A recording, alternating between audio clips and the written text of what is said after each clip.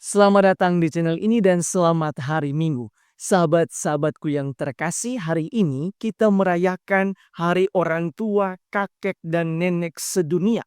Pada tanggal 31 Januari 2021, Paus Fransiskus menetapkan bahwa setiap minggu keempat bulan Juli merupakan perayaan kakek nenek dan orang tua lanjut usia atau lansia sedunia.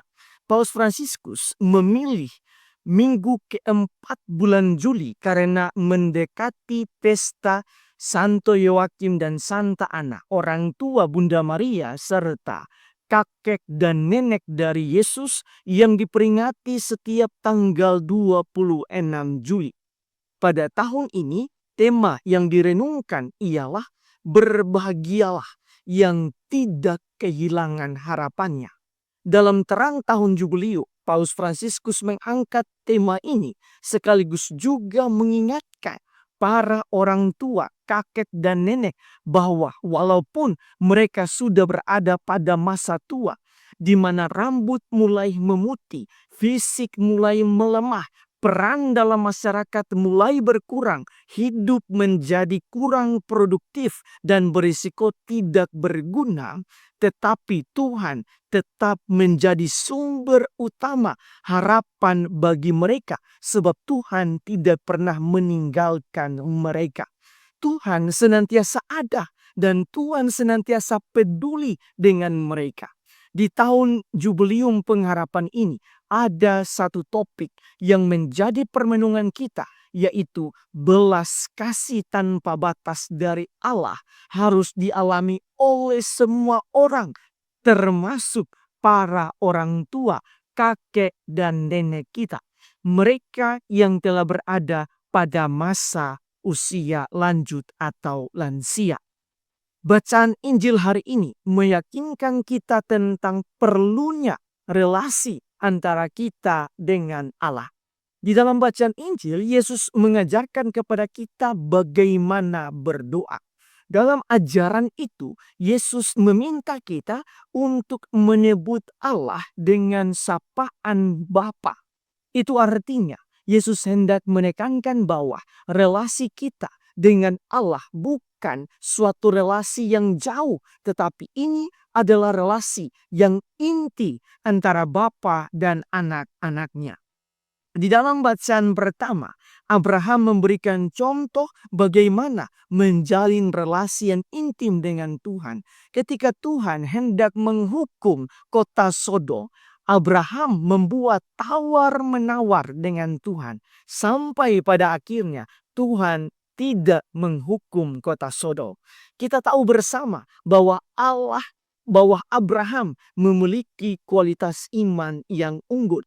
Maka dengan kisah Abraham ini kita bisa mengerti bahwa dengan kualitas iman yang unggul, maka kita pun bisa menjalin relasi yang intim dengan Tuhan. Dan Tuhan begitu menghargai relasi yang intim itu, sehingga murka Allah bisa diredakan dengan relasi yang intim dengannya.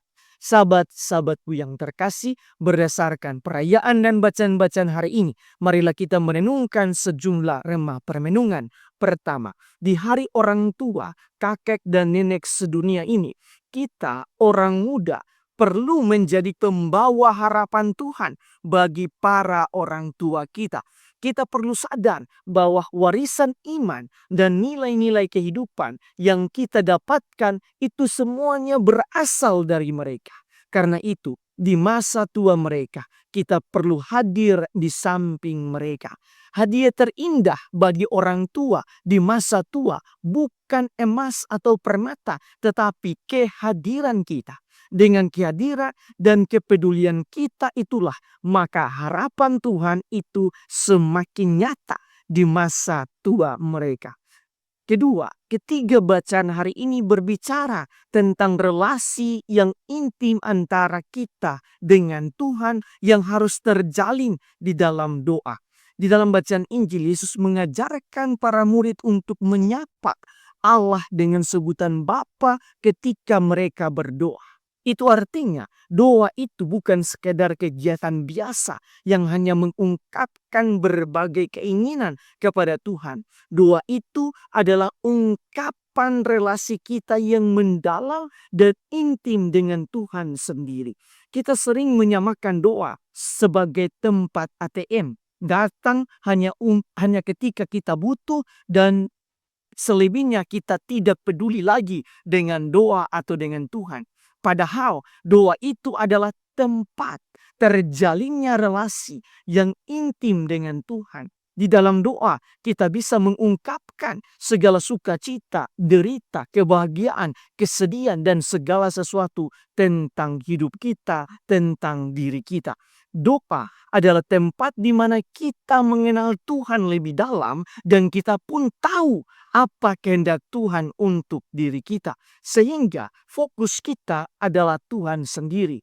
Ini yang terkadang orang lupa karena terlalu fokus pada keinginan diri sendiri.